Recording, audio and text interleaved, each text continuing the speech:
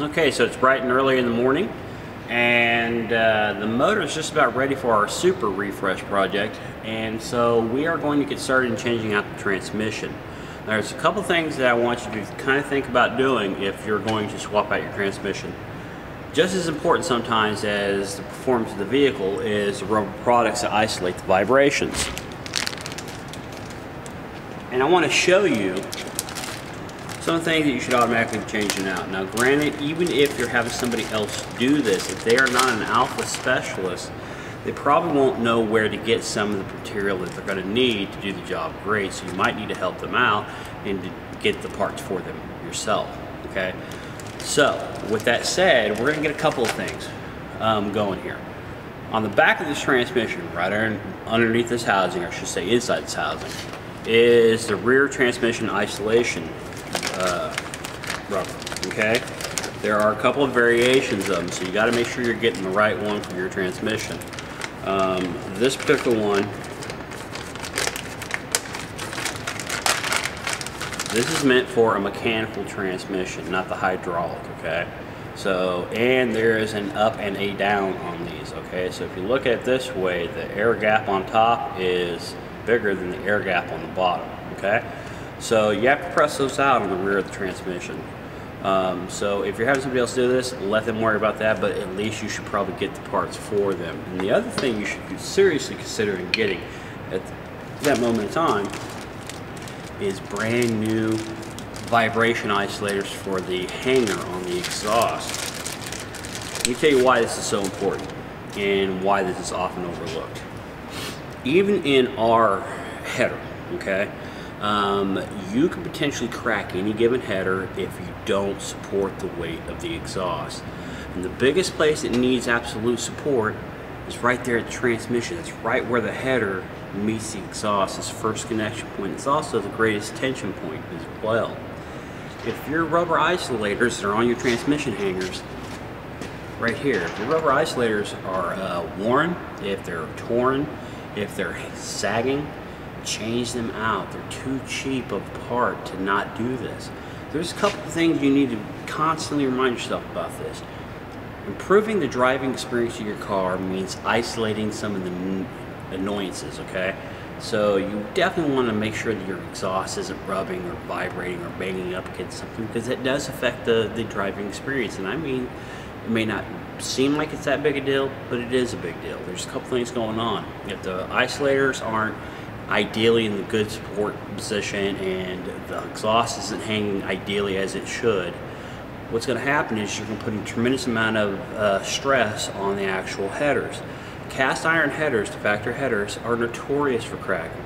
Typically they don't crack because of heat rise and cool down cycles. What they typically crack from is that the isolators are worn out and the stress of the exhaust is putting a lot of effort onto that cast iron header.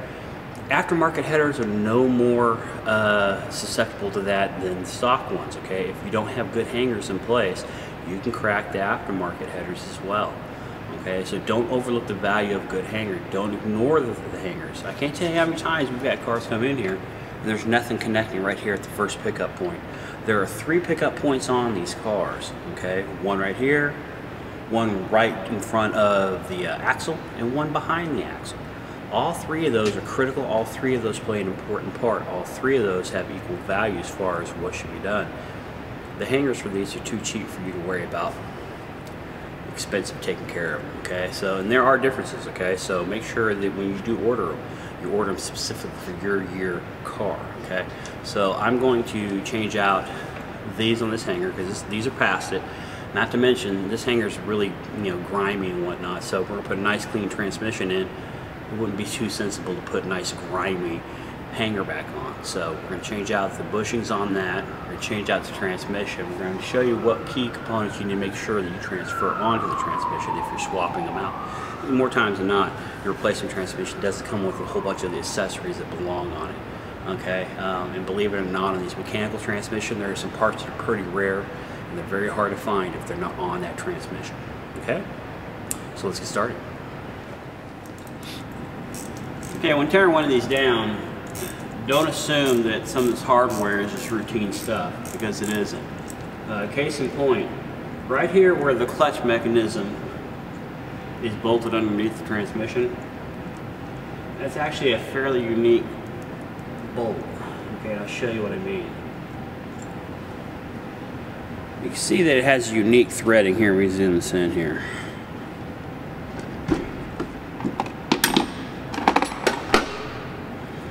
You can see that it has a fairly unique threading. It's a fairly short, narrow thread on a substantial shoulder. Okay, so this is kind of a unique nut and bolt combo.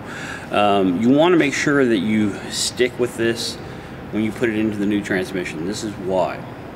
I have repaired many of a transmission forks on these mechanical transmissions because somebody would go lose this and then they'll put in a standard shouldered bolt. And the problem is there's threads that will be exposed, and that threading just every time you push the clutch down is constantly carving out a little bit of metal on the shifting fork.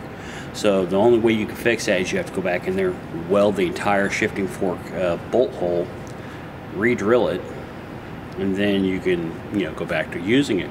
But the thing of it is, you got to be pretty accurate with that drilling, okay? Because if you're running a little short, you have to thread out some of the clutch. You're running a little long, you have to thread in a little bit of the clutch.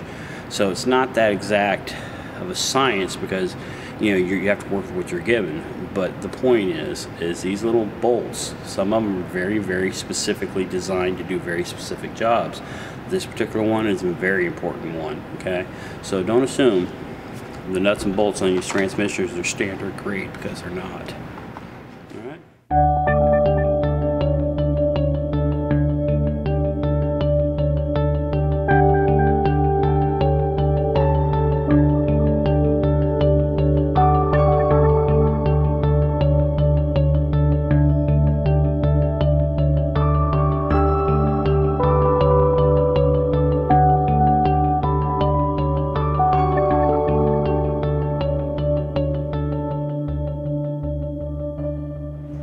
Now what you just saw me do was I loosened up the rear of the transmission mount. I'm not taking it off just yet because we have to take the drive shaft off first.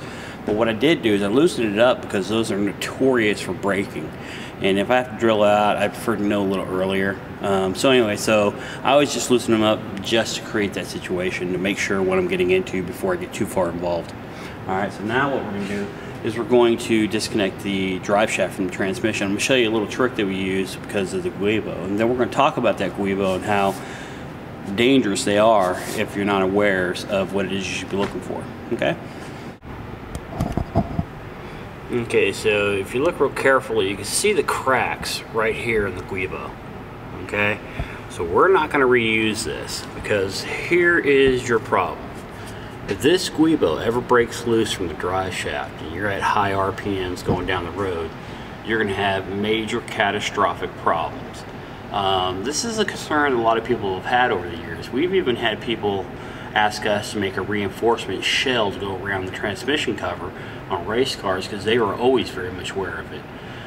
So if and when you pull your transmission, closely inspect this thing.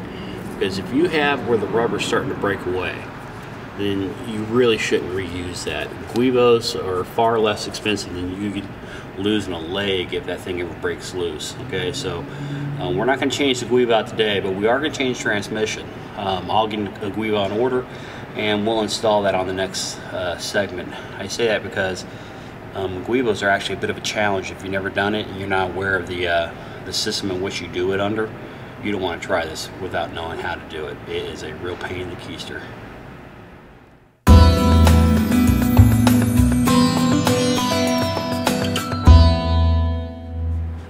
Okay, so we just moved the center bracing out of the way. Now I'm only going to loosen up the center support on the drive shaft. I'm not going to take it out completely because I have to disconnect the transmission at the center locking point. And I'm going to show you something you need to know about doing that.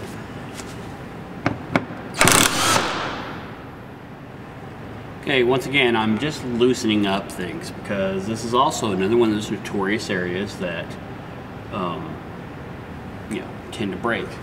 Now, we've had many a car during our build that customers request that we change out this mechanism right here in support of a 2-liter drive shaft. There's really nothing wrong with that idea, but this is the same exact support area that's in a GTA, for example. And you figure a GTA was running, let's just say 160 horsepower, 170 horsepower, and it was just an absolutely brutal pounding that some of those cars took. How is this any different? The 2-liter we're putting in this car is probably about 150, 160 horsepower, so it doesn't really need a 2-liter upgrade on the center support. To be honest with you, I've never seen the justification for it. We've never had one of these fail. Ideally, when we're doing a build and it's a car that might see a lot of track times on them, we'll reinforce this area anyway. But to switch out to a 2-liter bearing support, there's pros and cons to it. I'm not knocking it. It's certainly something worthy of doing if you want to do such things. It's just that, again, this is the same setup that's in a factory race car that never seemed to really have much problems with it. So I don't know if this is just overkill sometimes, but unless we do support the arguments, we want that done. Anyhow, so now this is loose. Okay, so now I'm going to disconnect the drive shaft from here. I'm not going to take out the rear section of this drive shaft. I'm going to leave that in place. But before you start unbolting this thing, you should take a chisel and mark right where you separated this at, because we have to assume that this has never come out of this car before. And with that said, these drive shafts are, they're balanced from the factory. If you were to put this in, let's just say 90 degrees away from the way it is right now, you could potentially change the characteristics of the drive shaft. In other words, you could potentially putting it back together in an unbalanced state. So chisel mark the separation point so you know that you match those back up again correctly, and then disconnect it. Now, another thing, the rear drive shaft bolts and the front drive shaft bolts of the rear section, that is, these are very specific bolts, and you want to make sure you don't lose those. Okay, there are replacements out there now, but for years and years there weren't. You had to find somebody who was parting out a car to get the factory correct nut and bolts. So don't discard the value of this. This is a very strong bolt that needs to stay right here. Okay, so now we're going to disconnect it. Just a pair of 13 millimeters. Okay, so I'll slightly loosen them, and then we'll start dropping everything out.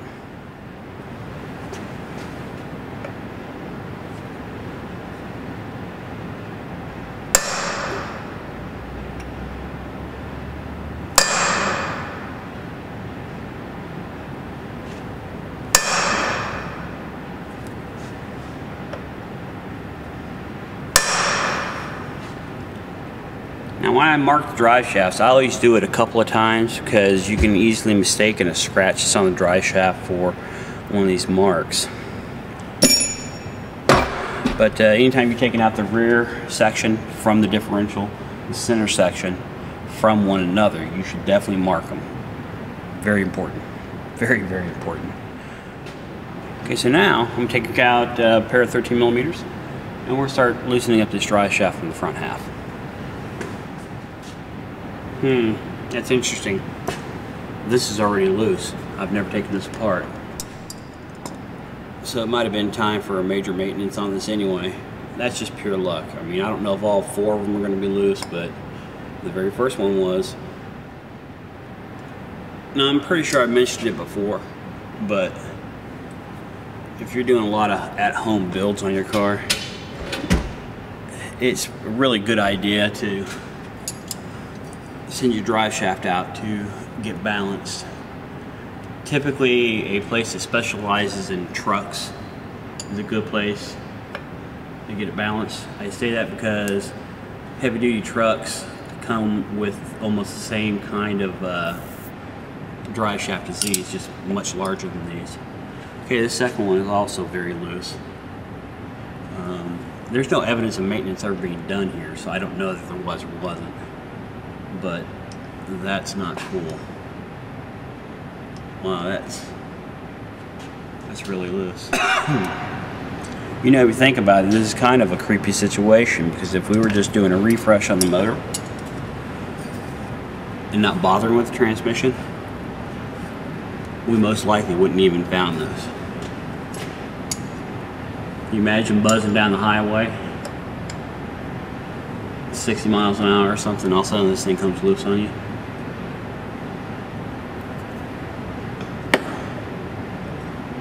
That one wasn't loose, but it wasn't tight either.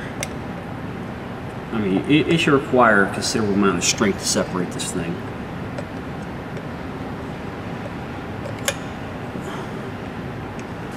I think we'll just say we just dodged ourselves a drive shaft bullet. Let's see if the other one's loose. Yeah, the other one's loose. Okay, so 3 of the 4 were clearly very loose.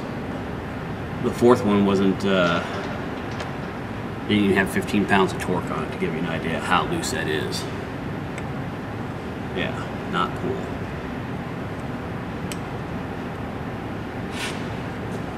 Wow.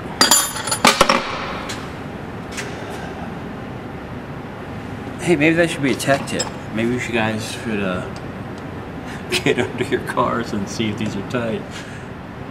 And now once we drop the primary drive shaft, meaning the first half, once you drop that out, we're going to inspect the bearing back here and make sure that it's good to go, because it really would not be funny if we get all to this point, put all this stuff back together and turn out that he's got a bad bearing on that drive shaft. That's not something you're changing out at home. It's under a great deal of pressure from being pressed on. But again, if this isn't something you're doing yourself, you're having somebody else do it, do everybody the favor, because you probably already know where to find all these parts. You might want to get them for them to A, increase the turnaround time in your car getting back to you, and B, to make sure that the right part went on.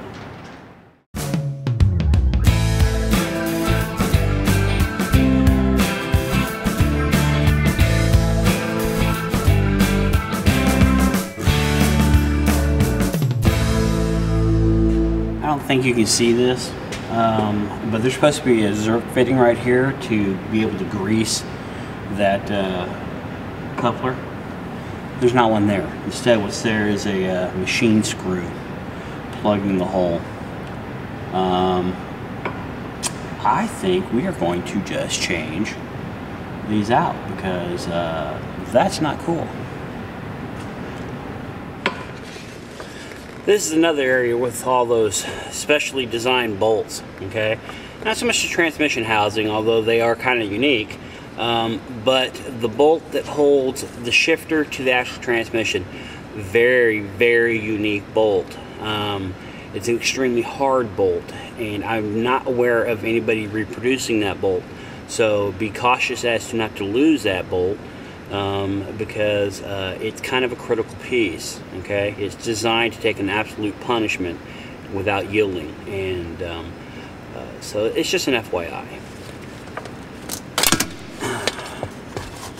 So we're getting to the point where we're going to start dropping this transmission out. I don't need to take the shifter off at this point. I prefer to save that for once I'm out of the car with it. The reason is the boot that is under that is easy to tear and has a special clamp on it. I prefer to do that out of the car. Every now and again you kind of get a sense of whether a car has been worked on a great deal in its life, and this one has a little bit of distortion around the transmission tunnel hole, so this transmission may or may not have been out of this car before.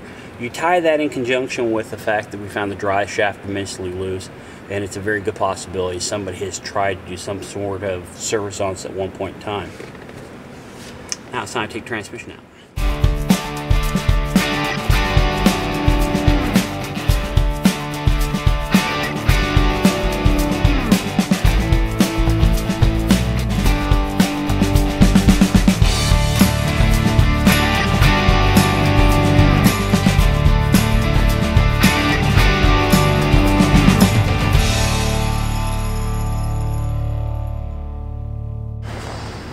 Okay, so this is the special clamp. It's kind of hard to find if you lose this. Yeah, you can use a oversized hose clamp to hold this boot down in the future, but how nice is it to have the original piece? So, popping that off, making sure not to lose that bad boy. bringing up the rubber boot. Now mainly, this rubber boot is now rock hard, so it's not much good to us anymore. So what we're going to do is we're going to change this out as well.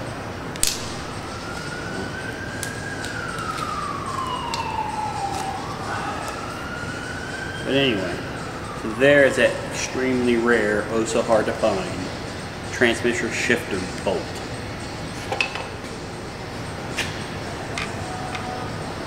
It's even an oddball size for an Alfa. Very few things on your car that are 11mm, but this is one of them.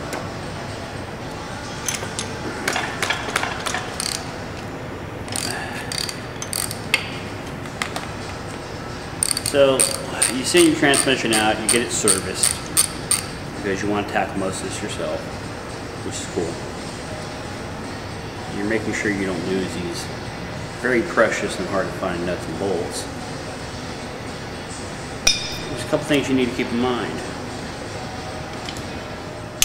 Okay, so if you've never taken one of these off, or one of these early transmissions, there's a couple of ball bearings in here. The minute you pull this off, the ball bearings are going to come out, so you have to be careful not to lose those little guys.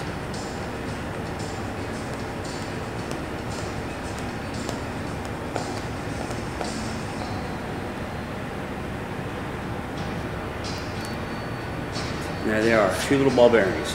Kind of critical when you put this thing back together, okay? Alright, now, this is kind of critical to know. Inspect your transmission carefully. There should be a series of washers and discs. Okay, and what these do is they allow the shifter to move around and still contain the oil to inside the shifting compartment. Plus, believe it or not, they're also a phenomenal sound deadening material. Okay, so basically what you should have, and this one's correct, you have a base disc, a smaller one that goes on top of it, an isolation ring, which is this, we'll call it rubber, but it's more of a plastic that sits on top of that, and then a washer sits on top of that. Okay, all this is compressed down by the shifter, so don't lose any of this. Make sure that this stuff is on the other transmission when you put it in. Now there's a couple of rules of thumb. One, I never put transmission in with fluid in it. It's just an opportunity to make a mess. You know, you can always add tranny fluid later. I should say gear oil later. But anyway, so I'm taking this, setting it aside with my oh so rare shiftable nut and bolt.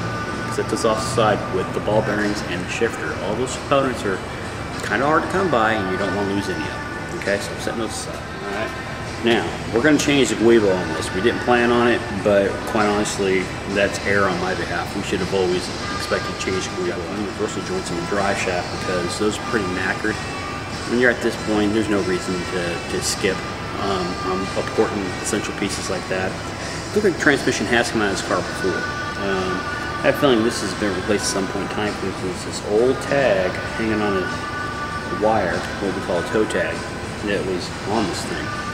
Again, because we don't know the condition of it, we didn't want to risk it going to the houses, put the motor in, and then finding out the transmission may or may not be bad. Not to mention, we're taking advantage of an opportunity. We have a lightened gear transmission we're putting in these cars in place of this train. And we explained in previous videos the values of that. So the other things I'm going to take care of on here.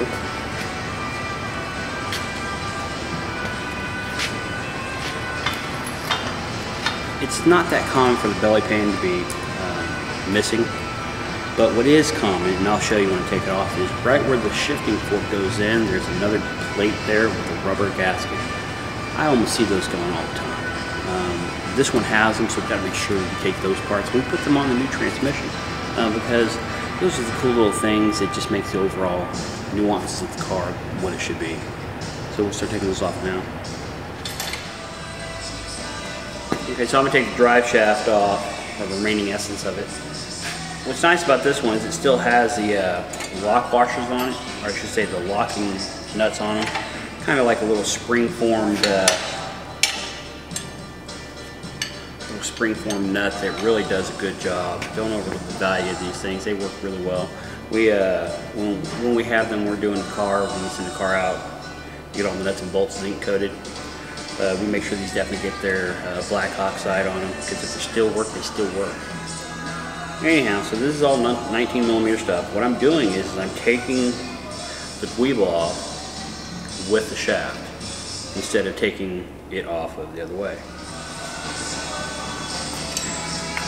Anyway, I think we've all probably seen the photos of those race cars where the weevil broke, and now people have weevil savers that they put on. You know, some of the better design ones we've seen are really just quite simply the ones that are available for the BMW version of the same thing. They fit, they look good, and they seem to work. I have not seen one of those cut loose and have a guibo blow up through the drive shaft, or I should say the transmission tunnel. If you've never seen that before, you should Google image that. It's a pretty frightening tale. Like I said, we've made out of some serious plate steel some helmets, if you will, that go over the transmission tunnel, because it's a frightening thing if you've ever seen one of those. I mean, it just absolutely will shred the floor of the car.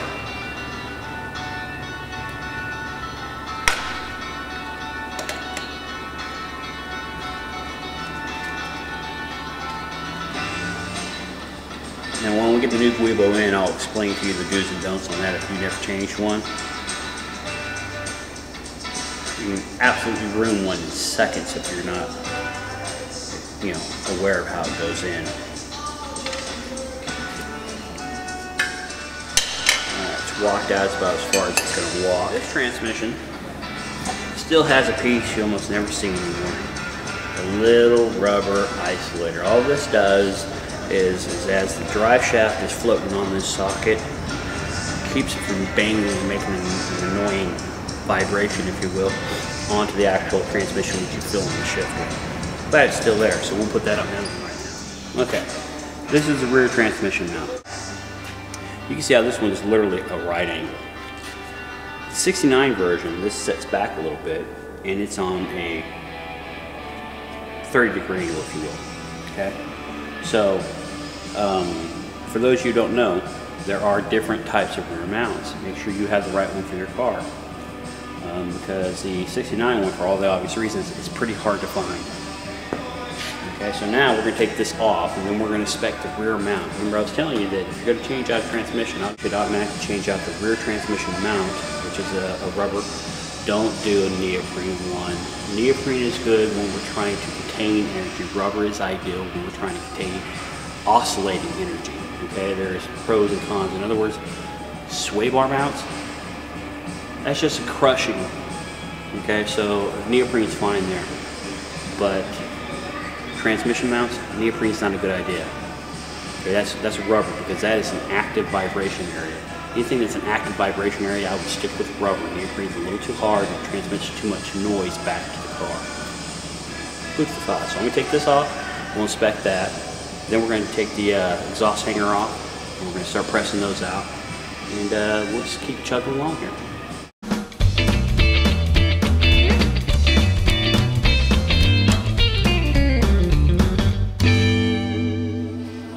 Okay, so what we did was we went and put all the components that are connected to this, and we want to put them in the parts washer, clean them up, because A, we have to change out some bushings, right?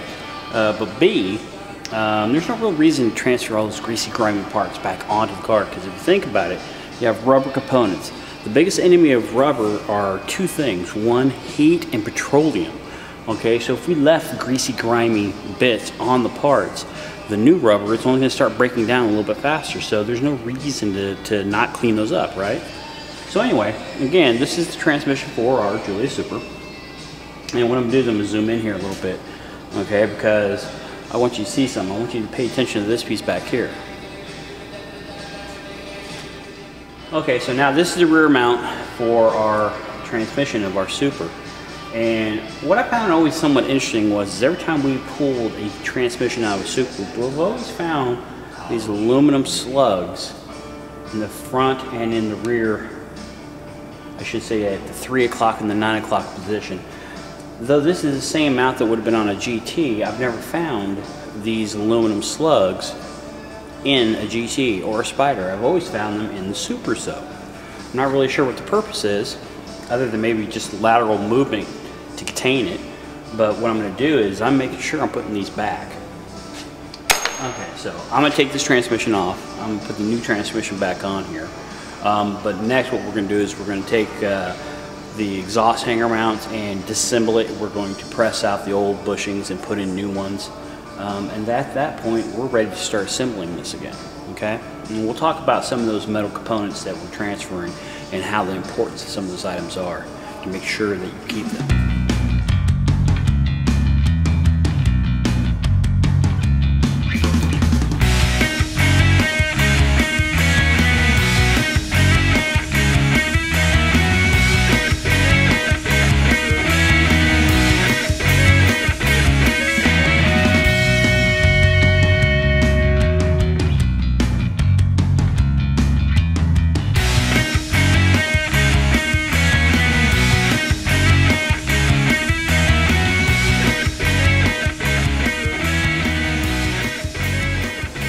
Okay, so this is the exhaust hanger. Couple of things to know about these. There are a couple of variations of these based off of what kind of car they went on and what era car they went on. So a lot of you are probably missing these, and you'll probably find out if you plan on tackling such a job. But make sure if you go chasing down one of these that it's appropriate for your car, because they are different from early series cars versus 2 liters. And there are a couple iterations on this connector piece, okay? So we're going to tear this apart and we're going to get the bush or the rubber bushings out of it. I know it doesn't show up very well in video, but the rubbers are completely dissolved on the back side. And on the dome side, which is the side that's supposed to be closer to this, they're cracking up. So, you know, this has got to go. Because this car is going to receive one of our in-house headers with an aftermarket exhaust system.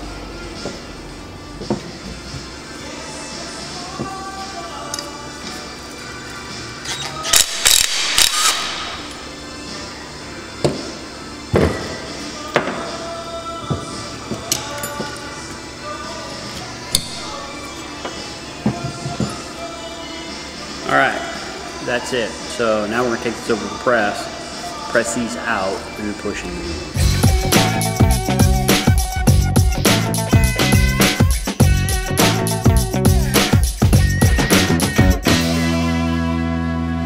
Now it's hard to believe that this, how dome that is, and this used to be dimensionally the same exact thing. Just the wear and tear has eventually pushed this away. This is why this kind of stuff has to get changed out, because it does affect the overall driving experience. Now the replacement unit, if you look real closely, there's a dome on this side, but it's flattened on this side. So when you're pressing these back in, dome down.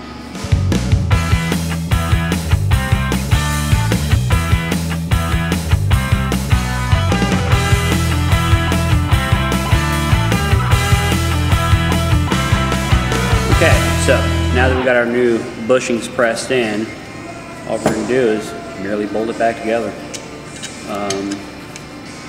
Okay, moment of confession. I know most of you don't have a press, and without one this is kind of a hassle of a job. But even if you took it down to your local machine shop and had it pressed, and you had the new ones pressed in, it's still a cheaper deal than you think, because these aren't heavily pressed in.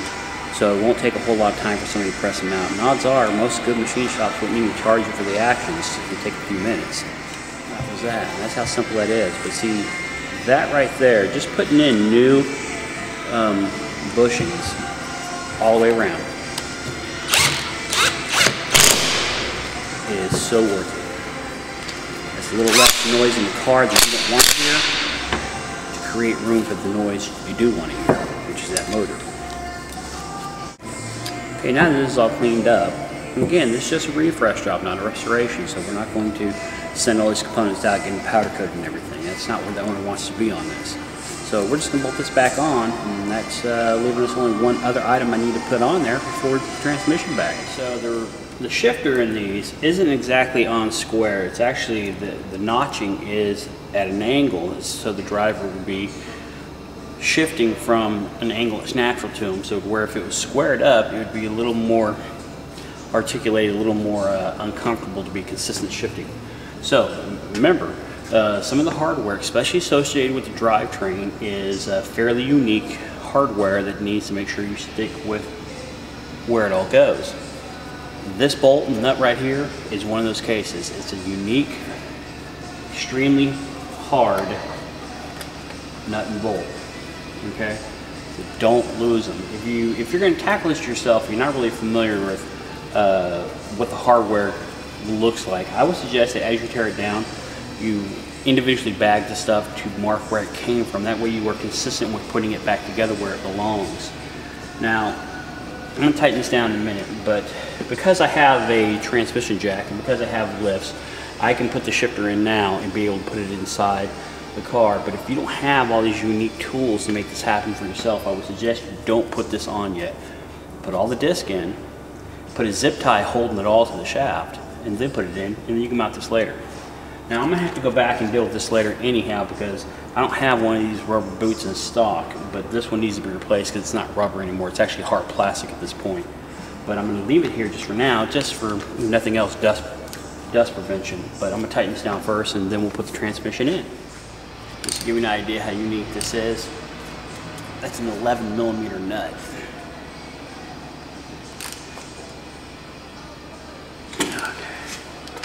As on as tight as I care for it to be. Okay, so prior to putting this thing in, I'm going to put it in what is effectively third gear. That way when it goes up, it's going up into the hole, and this isn't becoming an issue getting through.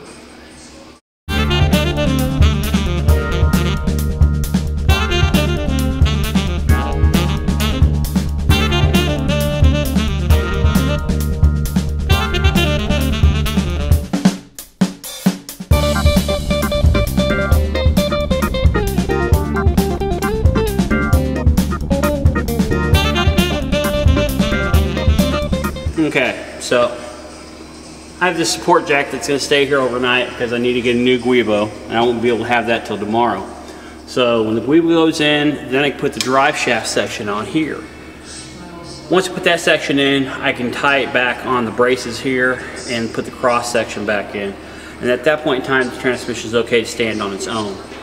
Meanwhile, tomorrow I'm also going to go get some new universal joints, and I'm going to go ahead and change these out on the rear section, because not only is this front one really suspect with the screw sitting through it, but I doubt they've ever been changed. So why risk it, right? So we're just going to change those out just for peace of mind and be done with it. But effectively, as you can see, transmission it's a little labor intensive to change out, but it's not that hard a job. A little bit of patience, some good beer.